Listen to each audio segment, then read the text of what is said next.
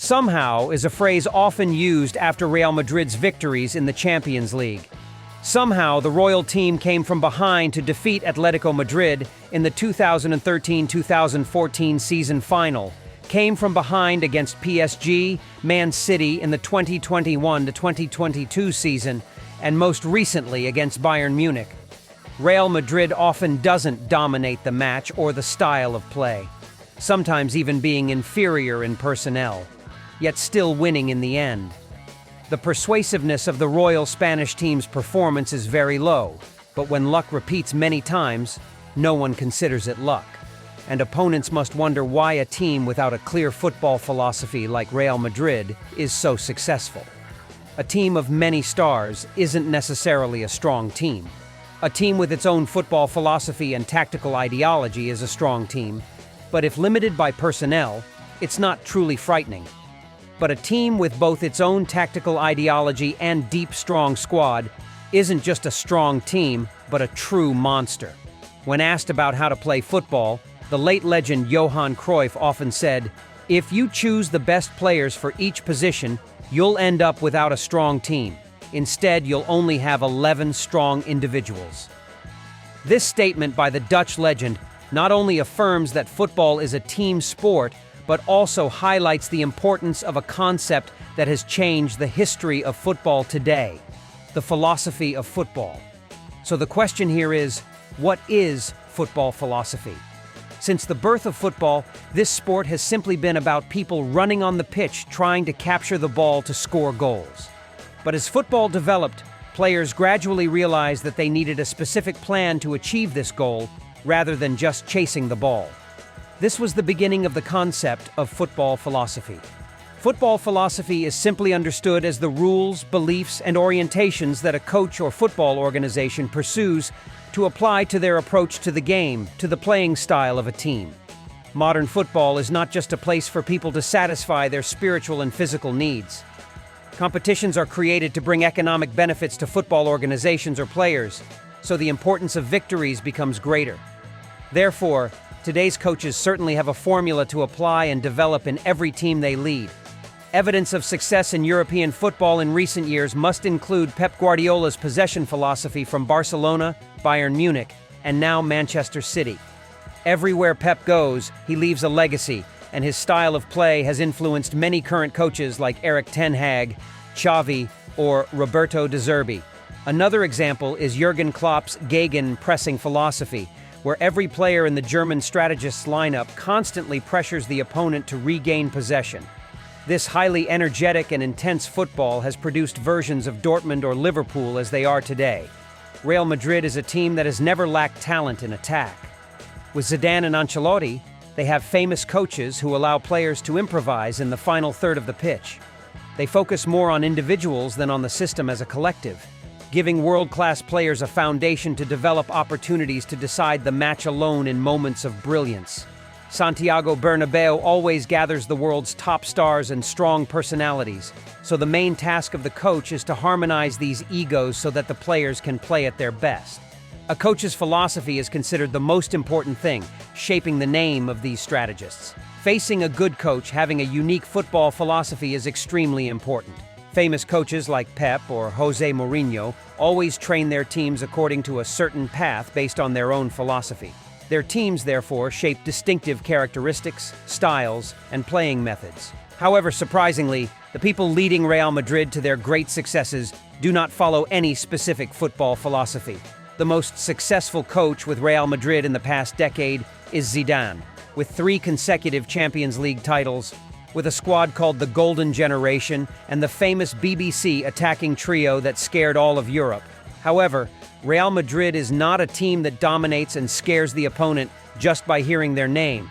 Instead, the stars of the White Vultures always play cautiously, knowing their strengths and weaknesses, being generous and scientific, but not playing negatively to wait for counterattack opportunities. It's not a playing style that can be precisely defined.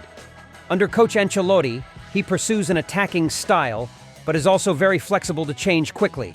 Players are free to move, wingers are allowed to cut inside anytime they want, causing the opponent's defense to be confused. But not only attacking, Ancelotti's team is always ready to play defensive counterattack against strong opponents. They don't control the ball negatively against weaker teams, but always plan and choose suitable tactics for each opponent to achieve maximum effectiveness. In the match against Man City, Real Madrid didn't need to control the ball much, conceding the entire game to Man City. But the number of dangerous opportunities created by Real Madrid players was even more than Man City. Despite being pressed hard, they always knew how to counterattack. Ultimately, the most frightening thing about Real Madrid is not the specific tactics they bring, but their terrifying adaptability to every opponent. Real Madrid does not have a specific playing philosophy, completely opposite to their arch-rival Barcelona, a team that must control the ball when playing. During periods of gathering many stars, of course, the Royal Spanish team aims for an attacking, generous, and elegant style of play. If to portray Real Madrid, perhaps the only philosophy that exists at Santiago Bernabeu is to strive for victory. Generations of members and fans have raised the standard of dedication very high. Victory is always what every team aims for in football, but not everyone has a light perspective on that phrase. Like Chelsea fans, they always want their team to have beautiful, dominant victories, but with Real Madrid, they are always strangely pragmatic. For them, the result is what matters, not other things. Real Madrid is the greatest club of the 20th century and clearly remains the greatest team of the 21st century so far, with 8 La Liga titles and 6 Champions League trophies.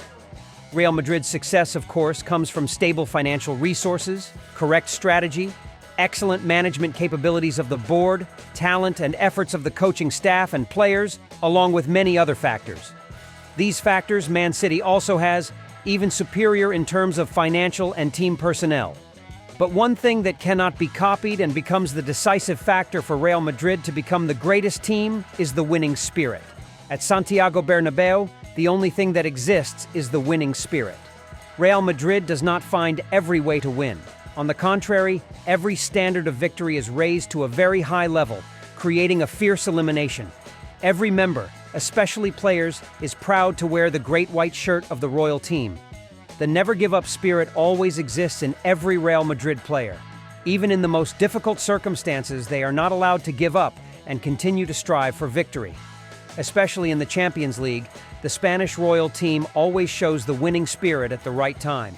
For example, in the match against Chelsea in the Champions League, even though they were led 3-0 and seemed to have no chance, with their winning spirit, they overcame all the toughest challenges.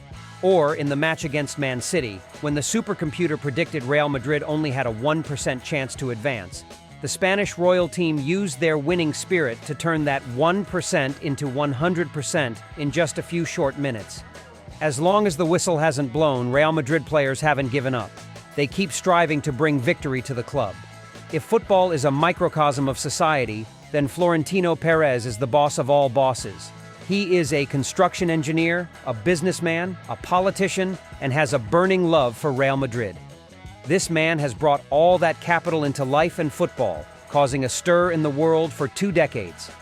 No one is better than Perez in bringing in excellent names to build a great career for Real, and no one is better than Perez in pushing those names out the door because, for him, Real Madrid is number 1, is unique. Even if leading, even if the match is heading into the final moments, even if the chance is only 1%. But the name Real Madrid has always been and will always be a lesson for many teams, big and small, across Europe. Especially when playing in the Champions League, if they are considered kings, then their comeback DNA, fighting DNA, and championship DNA are even more evident. There are no words to describe that bravery. A bravery that any audience watching has to admit that only Real Madrid can do such extraordinary things. One team, one family, and a unified block where the team's interests are greater than everything else. Yes, here there's no such thing as superstars doing whatever they want.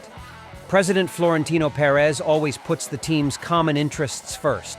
It is clear that Perez can buy you, then he can also completely push you out anytime, even if it is Cristiano Ronaldo, the 5-time Ballon d'Or winner, the best at the time. The scandal that year made CR7 leave for Juventus, as a confirmation of all the above.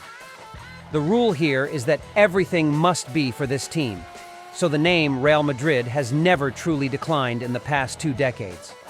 The Royal Spanish team plays football that cannot be clearly described. Well, let's not try to name that art. Sometimes it is just football of spirit, of emotions, of the fights of players fighting on the pitch because they wear what they still whisper to each other is the royal shirt. The coaches who come here all fight with the demeanor of a manager holding the mission of the world's top football team. And of course, how could they be overlooked?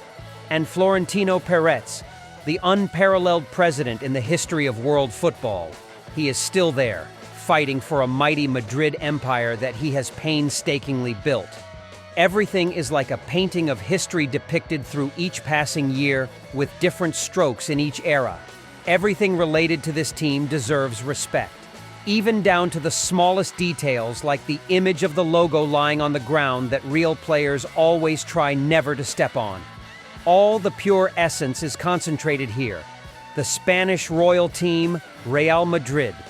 Hala Madrid. Thank you for your attention and follow-up. If you enjoy the program, please give us a like and a subscribe as a support for the team that made this video. And now, goodbye and see you next time.